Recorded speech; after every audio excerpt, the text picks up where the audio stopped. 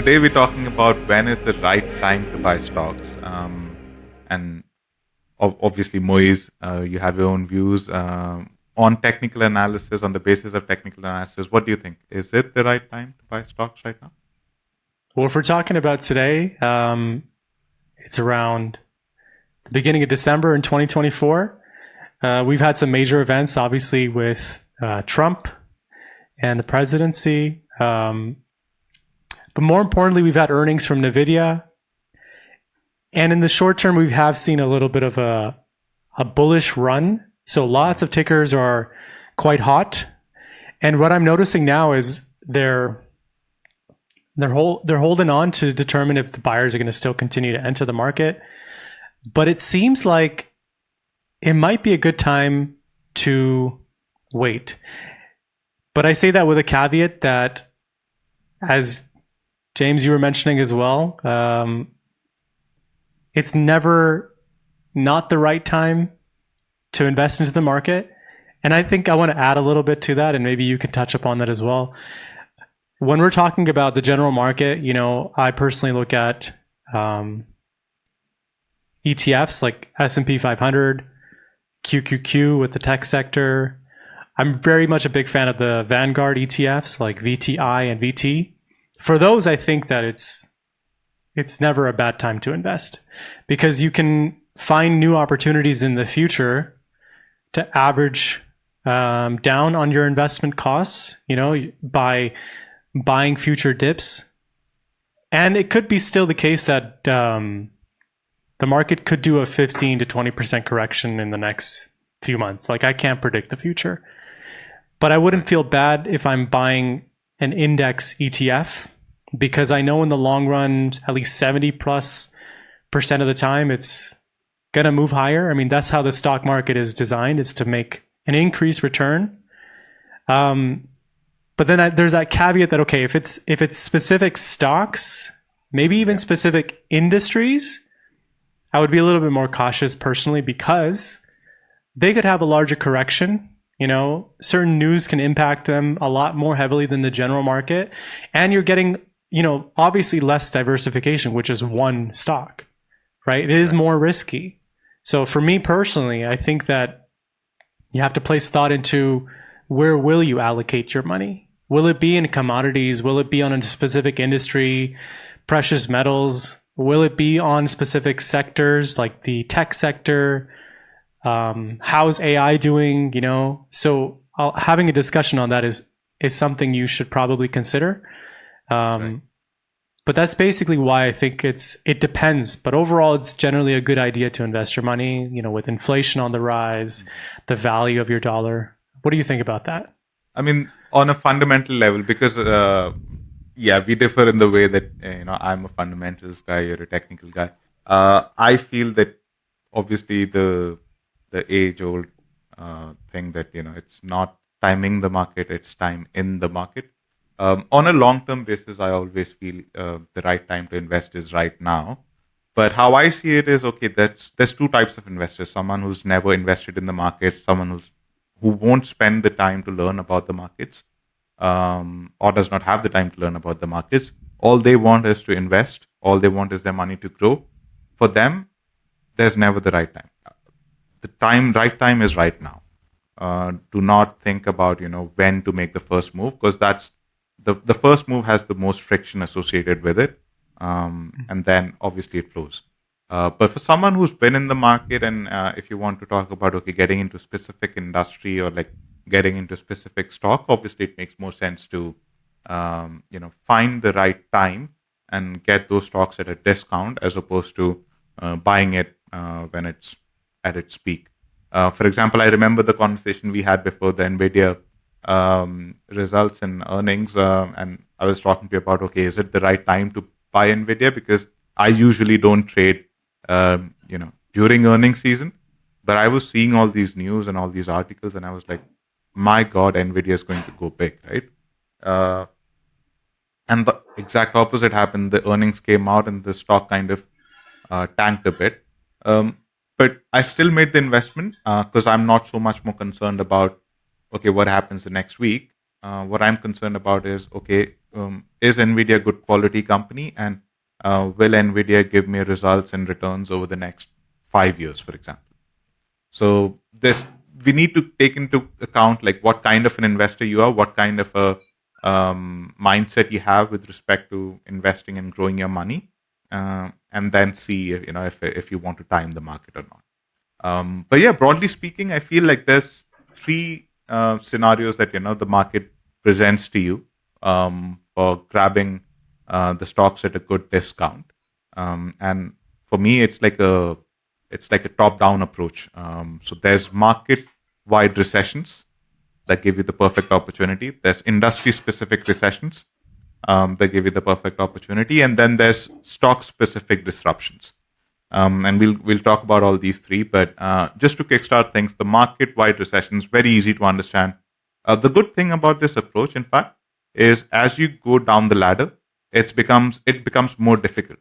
So for a novice investor, it's always easy to time the market because when the markets are going down, when there's a market-wide recession, buy any buy any good quality stock, it's bound to go up.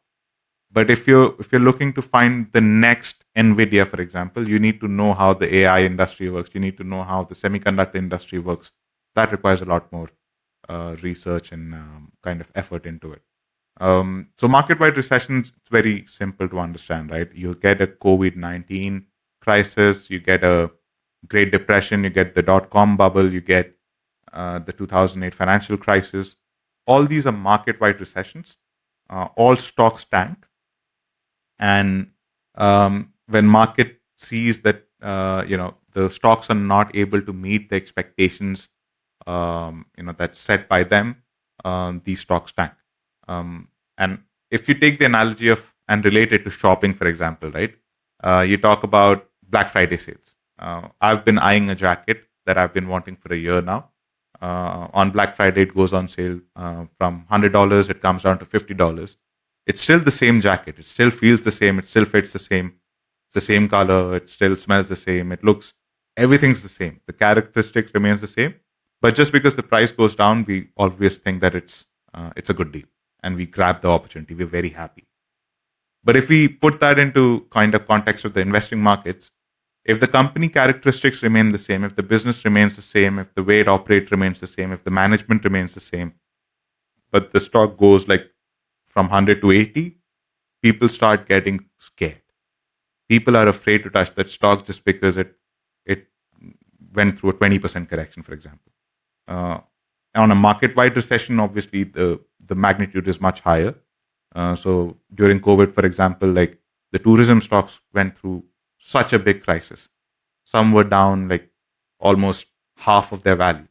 Booking.com, for example, went down from 2,000 at that time to almost $1,000.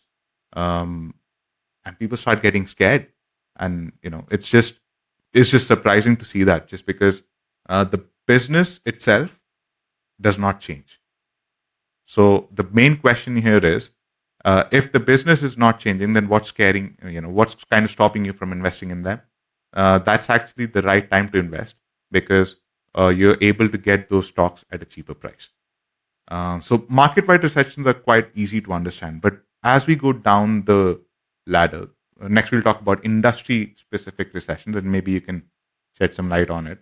It starts getting into more, okay, I need to kind of research, and this needs to be kind of thought more over it, kind of view. So if you can talk a bit about industry-specific recessions.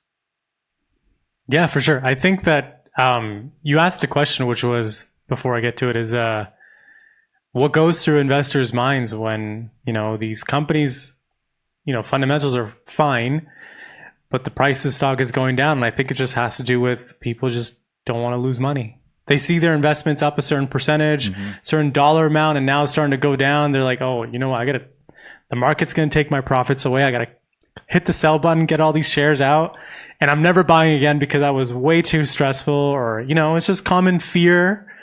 And that actually has a trickle down effect, right? Like you mentioned, like COVID, the tourism, right? The tourism stocks, like the whole world thought it was going to end, right?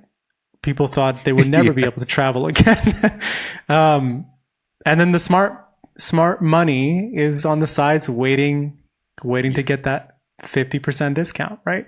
But in terms of like industry related, there's also the dot-com bubble, right? Oh, before you get to that, I mean, I remember when I was 17 or 18, the first conversation I ever had with one of my mentors in investing, and still to this day, I'm very close to him. He goes like, never try to catch a falling knife, right?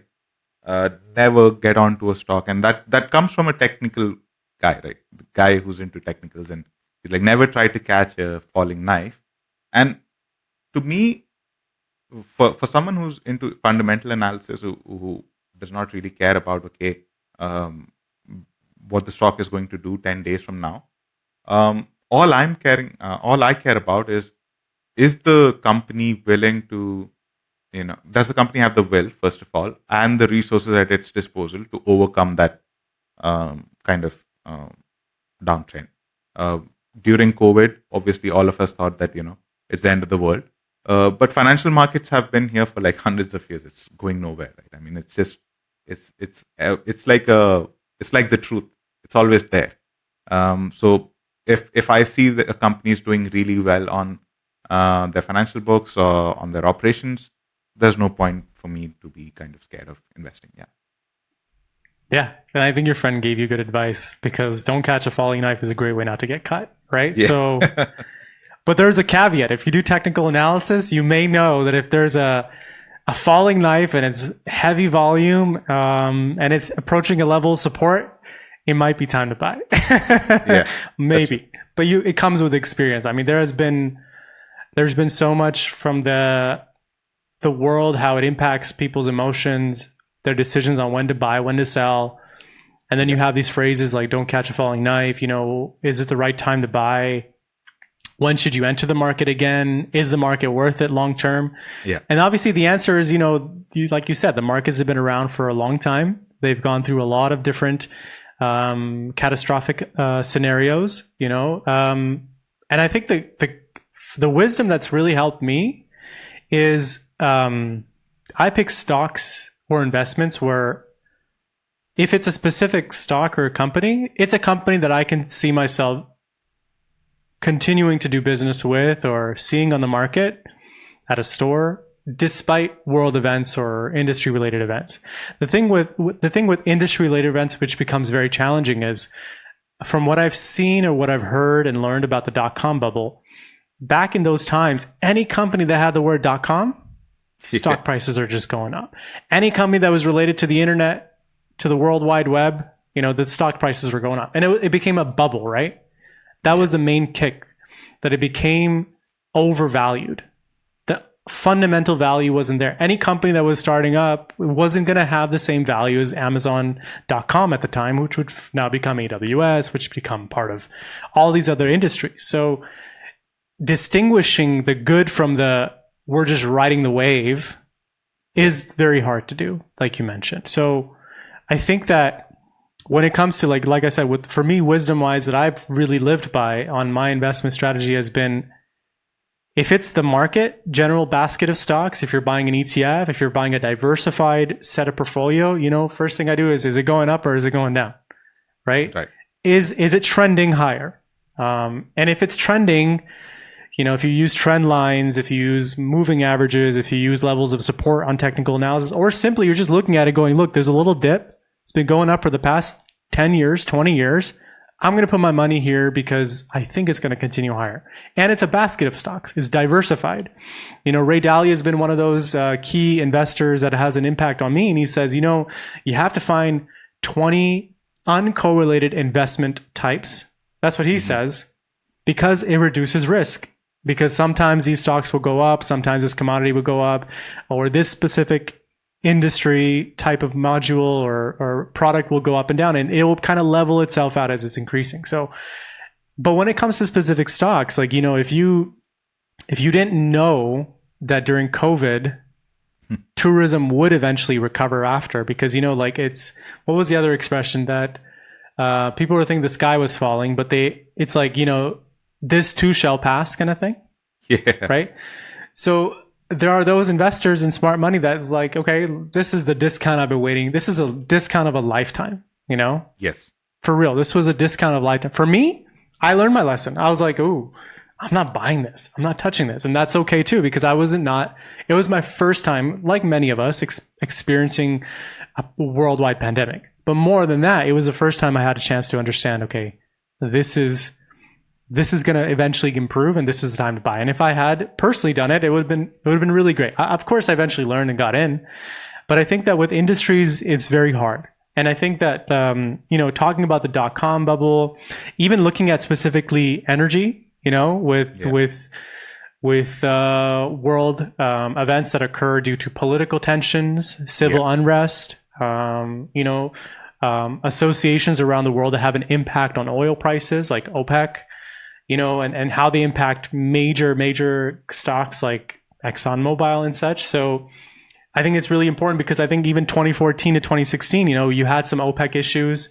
This is something that's now going to be top of mind for investors when Trump becomes, in office. One of the things that traders are also looking forward to, and I personally am interested, I'm a little bit like, okay, this is going to be interesting. Because during the Trump's first presidency, the market was extremely healthy, but extremely volatile. Like, he would put out a tweet and the market would move. Yeah. And that's what investors and traders are expecting now. They're anticipating a healthy market. That's the good news. But it's going to come with volatility, and that's a good thing for traders. It's a good thing for certain type of position traders, but he does have quite an influence politically, right? As a diplomat, as someone who has relationships with other countries, he seems to have the best relationships across the board with all of the key players that everyone else on the Biden administration was not in favor of even communicating with. So he will impact the prices for oil. He will. He threatened BRICS, I think, just recently in the last day or so, with like 100% tariffs.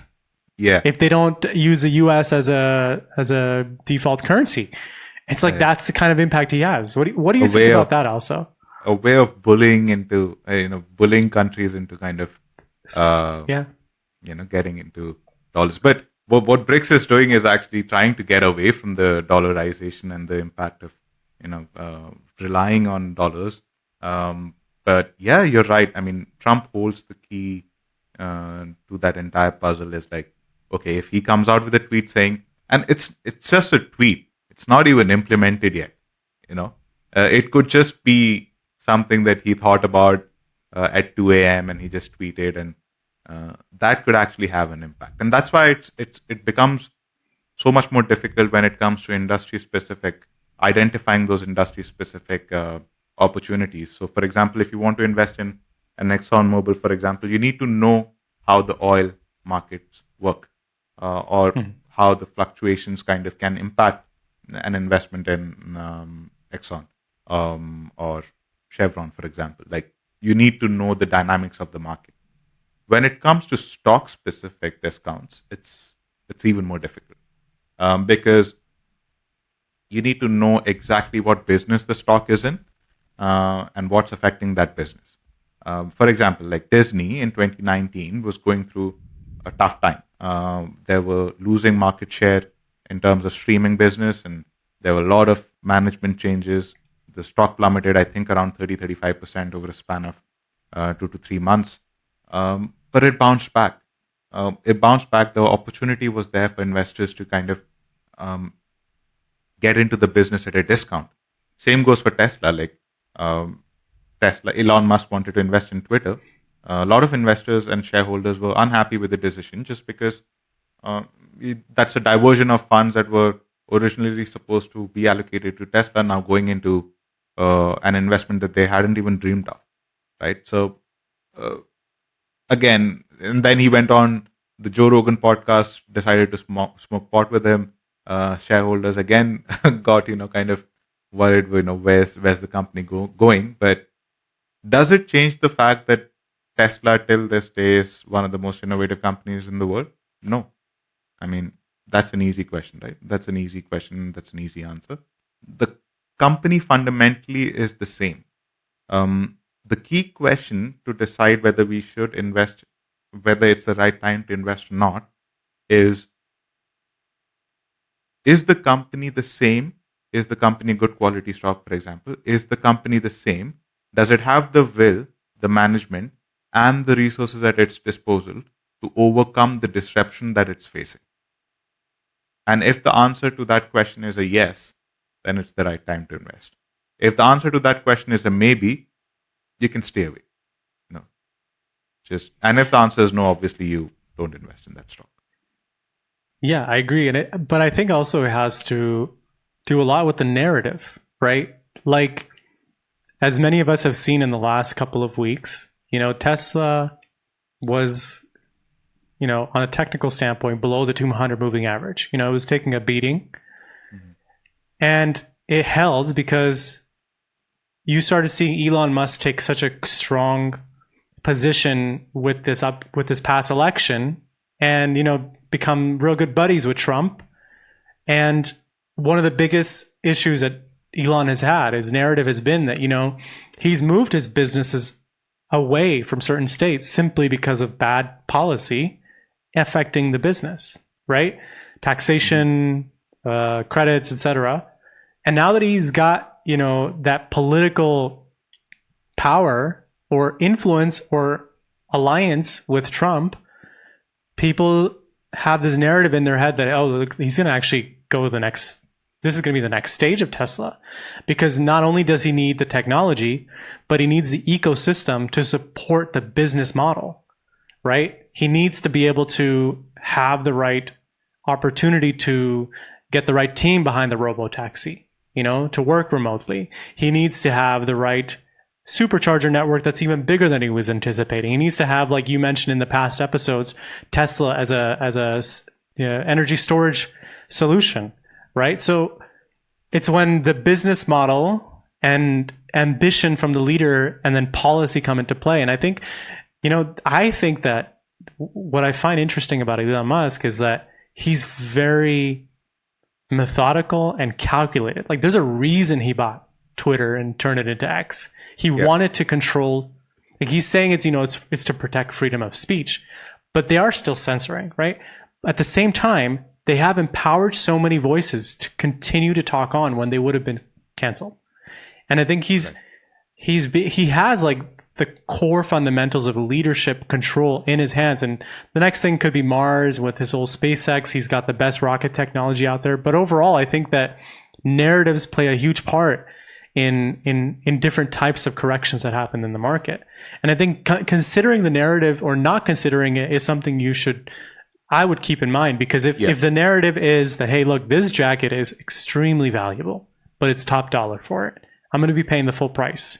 But when it comes lower in price, this jacket is actually such a good buy, because nothing tells me this jacket is still not worth it. For example, in the example you had, the same thing with understanding the stocks in the industries. It's like, if you don't do technical analysis, think about also the narrative. Like, Tesla is the best business when it comes to servicing its cars. It's the best business when it comes to the network of battery chargers that they have, the supercharger networks. It's the best when it comes to the complementary technology. And then when you see such a correction on that, if you're not focusing at all on the charts, if it still makes sense for you that you're going to go one day and buy a Tesla, or if it still makes sense for you that you're going to go and buy a Hershey's chocolate bar because it's been to World War II, World War I, it's been through a lot of these issues in the past, and it's still on the market as one of the best candy, for example, there's a reason why the stock price is still healthy. The same thing with Costco. I mean, I realized later that I was like, Costco, I'm always shopping at Costco during pandemic. There's this whole toilet paper craze going on. And Costco is always busy and the memberships are going up. They're increasing. The narrative behind Costco is, it makes sense. So I think that sort of approach is also healthy. And this is something I'm trying to more and more incorporate. Like the same thing. It's like Apple. I hold Apple. And sometimes I'm like, should I be holding Apple? Like, is it still okay? But I'm like, no, I'm still using an Apple device. I still have Apple devices in the home. I'm still going to buy a new Apple device versus a Windows device. That's my personal preference. Yep. I'm still on that side. For this reason, I still believe in the company. Now let's look at the stock price. Let's look at the fundamentals. And you're kind of getting like a holistic approach to your investment decisions, because you don't want to make blind investments. You don't want to just look at one aspect, because look at the example, and I know we're covering industries, but like look at GE, right? GE was a super hot company, but the stock price isn't so hot anymore. So you have to kind of balance your approach, saying, okay, well, this stock is still not doing so well. Maybe you can ease into your position. Like I firmly believe into sizing in relatively into the position rather than going, making a big purchase. So I think incorporating these aspects when you see that correction, it's like if I like a jacket, for example, like same thing with me, if it's Boxing Day or Black Friday, if I like a specific turtleneck or something, like I'll buy a couple actually. I won't buy the whole store, I won't buy the whole skid, but I will still buy enough that I'm like, I'm taking advantage of this price. This is normal for this price to be at this level, but now it's actually a really great price. And I actually like the material and I like the narrative. It looks good. It's a good color.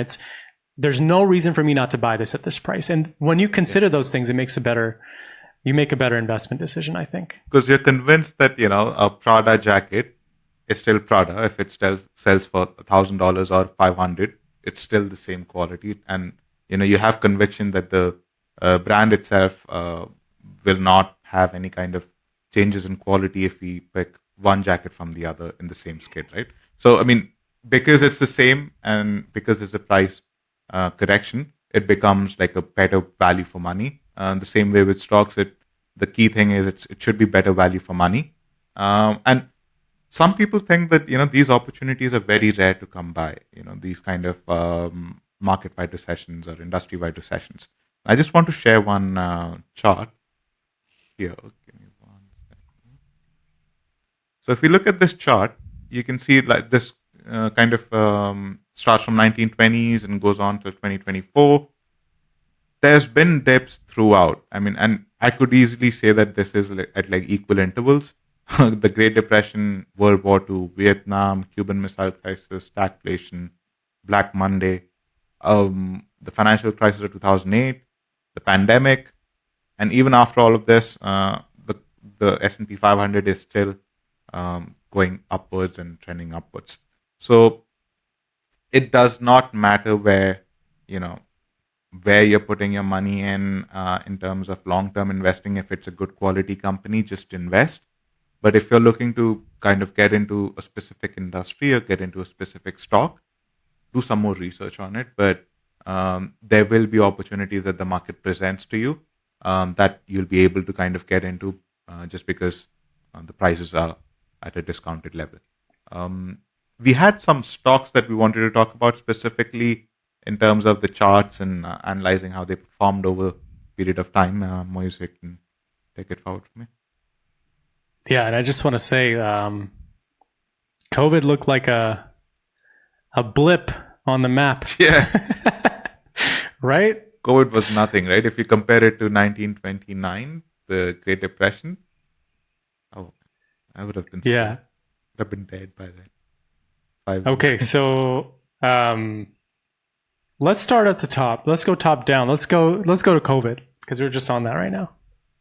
So if we look at the daily, let's go to the weekly chart actually. It'll give us a better indication overall. So I'm going to look up here CCL. Oh, wow. Carnival Cruise Lines. We're going to actually just slightly ignore this incredibly bearish action we see here, and it's starting to recover, but I want to go back to 2020. Actually, that's right there. That's exactly where we need to go. So obviously, today we're having technical difficulties. Okay, so obviously we're seeing right here with CCL, as soon as this $40 line got crossed, it was just a falling knife. And this happened approximately during the pandemic. So if you look at the specific months, if you can see it on the chart there, March 2020, we're seeing February 2020, and it was just about mid-Feb, I think, when things started to get a little tricky. So overall, the business on this technical chart with candlesticks and volume was relatively slow. If you even take a look at the volume, just not enough volume being traded. So we were discussing how if you see a valuable company having some sort of correction, some sort of discount in the markets, and you perhaps see an uptrend, or you understand the fundamentals and the narrative around the company is still very competitive, those are some ways that you can take advantage of price correction and get a better entry price or add on to your positions when you're investing. But I also think that from a technical standpoint, this 200 moving average is kind of like your way to see if there's a discount. If it holds these levels around the 200 moving average, if it was holding around $55 and bouncing around and COVID happened, it's still holding this 55, what typically the investors are looking at it is seeing whether this 200 moving average is holding. And if it was continuing to hold, obviously it might have been a different story here. But right now, it seems like from what I see here on the chart, between 2019 up until 2020, it started going under the 200 moving average. So I keep this on my charts because it gives me a great indication as to where the smart money is identifying whether there's more value in the stock. But this is one of those opportunities where if you saw such a sharp move down for consecutive months, you might not want to touch this, especially because I don't understand the travel industry very much. I think it's very difficult for me to get a gauge on. I wouldn't have also looked to invest in this, and I didn't, because I remember during this time, there was so much fear, and I think the cruise industries were the ones that were having a lot of news surrounding the pandemic because people were confined to small spaces. They were stuck on their cruises. But if you're looking to trade it, I mean, it went from $7 back up to about $30. So that was a really great trade opportunity. But to be able to detect this, to know that, okay, look at all this incredibly high volume, and in technical analysis, this is called ending volume. You don't really know when it's going to end. You can say this is igniting volume and this is ending volume right here. So this, you can see people started to actually buy this, became kind of like a flag breakout, and then they started buying it. But it's so risky to consider this something like this was an investment. So maybe I would personally definitely consider the 200 moving average as an indicator as to, is this price discount going to be long-term, short-term, or is this the end for the company? And I don't think it's done pretty well since then. It's just been hanging below. And you can just sort of see that specific to this event that happened around the world, it was really tough to gauge. And there were a lot of folks, green means they're buying, and a lot of folks must have lost money because they thought it was going to recover. So you have to keep in mind that your risk exposure, how much I invest, is money that is potentially at risk, especially if you're buying a lot of shares, you're investing. So keep in mind that, okay, look, if you entered here around $20, the whole number as well, if it goes below like $12, you lost almost 50%, so maybe keep a stop loss also in your investment strategy. There's another one here. I mean, just staying on this chart, I had a couple of questions. I mean, the fall from almost 40 to almost $7-8, that big slump, was primarily because of COVID, right? For someone who understands the travel industry, who understands that, okay, cruise lines are not going, they might go bankrupt, but they're not going to be extinct. People are still going to be on cruises. That's an easy buy at $7 for a move up till $30. You could also put in the argument that it's because of that COVID slump and the toll that it took on its finances that the company's never recovered. If there was no COVID, maybe the chart would have been completely different. Maybe not, it won't have trended upwards, but at least it wouldn't have trended so low. I mean, it's got those repercussions and it's got that ripple effect that it's gone through. So, sure, I mean, not all kind of discounts are discounts that you should get into. A very good example on this is also the Enron financial crisis, right? Where, they committed financial fraud. A lot of investors at that point in time would have thought that, that, okay, it's a good company, a safe bet. It's gone through some kind of difficulties, but it'll bounce back, but it never did. So, yeah, I mean, I see the same kind of thing playing out here. Like, it's not recovering as much as it should have. Yeah. How much time do we have? Time for another stock to look on the technical analysis side? Should we check out the financial crisis as well, James? Yeah, let's do that. Yeah, let's do that. Okay, let's look at Bank of America. BAC. I'm going to go back Warren to the. Buffett's favorite stock Is it? for some Yeah, I time. think Yeah. for some time. Okay. We'll stay on the monthly here. I seem to see a better picture. 2007 to 2009 is what I have made a note of here. Right here. What is this? That doesn't seem right. Oh, wow. Yeah, look at this. Let's get on the weekly. See if we can go to 2007 here. A lot of time has passed since 2007, 2009. There we go. Whoa, gets bigger. Okay, let's actually zoom out.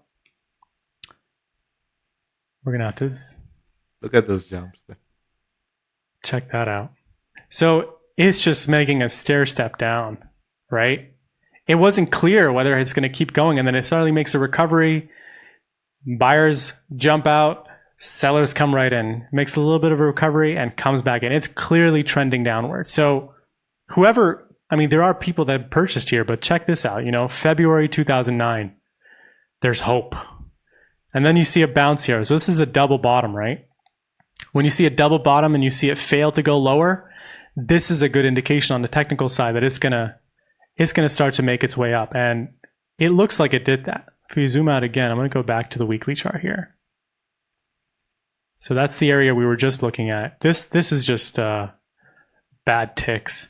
But overall, you see here it went down to $2.35, considering the adjustments for dividends.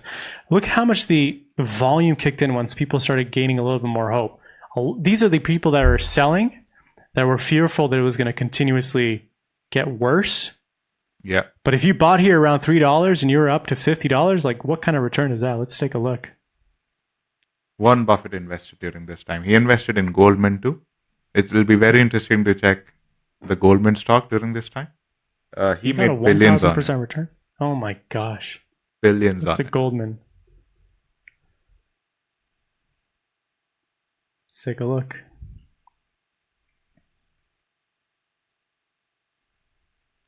So he invested in Goldman around the 2008, when they were trying to, and he was actually rescuing the company in a way because it was actually down in the dumps.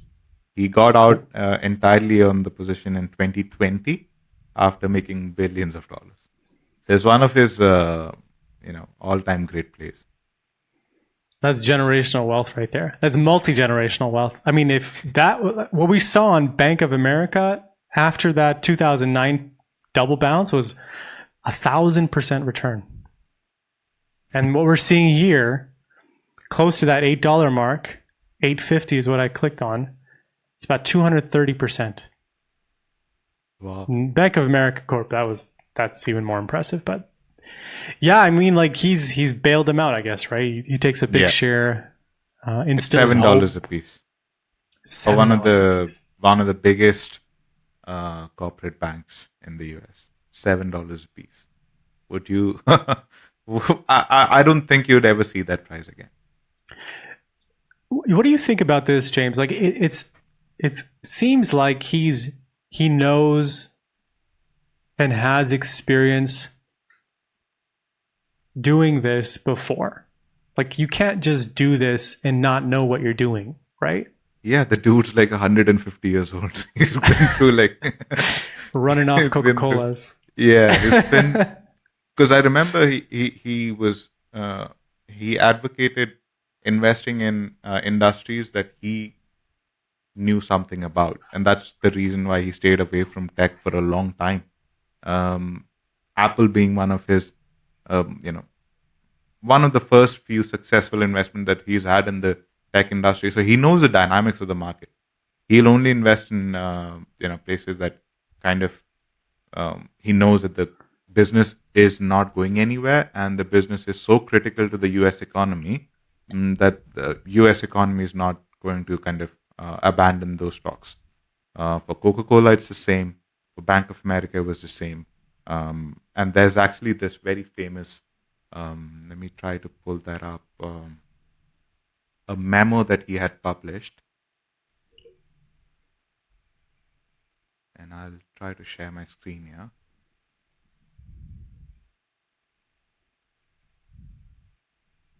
So 1,000% return. So this is from 2008, the same time period he invested in Bank of America. The financial world is a mess both in the United States and abroad. Its problems, moreover, have been leaking into the general economy, and the leaks are now turning into a gush at this. So he fully understands that, the economy is suffering. In the near term, unemployment will rise, business activity will falter, and headlines will continue to be scary. So I've been buying American stocks.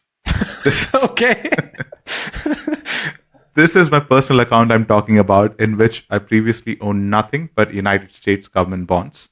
If prices keep looking attractive, my non-Berkshire net worth will soon be 100% in United States equities. He's not specifically talking about the financial sector. He's talking about the equities market as a whole. When the market is at its lowest for years, this guy's got the foresight to kind of say that I'll stick to equities when everyone else abandoned equities. He was still in it. So yeah, I mean, the guy's gone through like multiple recessions, and he knows how to time the market. The one guy I know for sure who knows how to time the market is Warren Buffett. But other than that, I guess for us folks, timing the market isn't as important as time in the market.